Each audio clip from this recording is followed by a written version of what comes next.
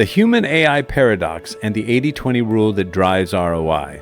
We've all heard it, AI will replace human workers. But the data tells a different story. Reports from MIT showed that human-AI collaboration outperforms either alone by 85%.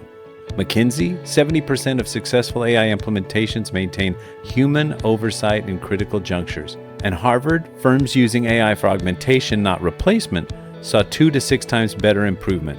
The secret sauce, strategic human touchpoints. Examples, decision gates, where humans approve AI recommendations. Exception handling, AI flags anomalies and humans investigate. Continuous learning, human feedback improves AI understanding and performance. Bottom line, the highest ROI AI deployments don't eliminate humans, they amplify human judgment while automating the mundane. Stop asking, how can I replace this role? And start asking, how can I make this role superhuman? Learn more at Praxie.com.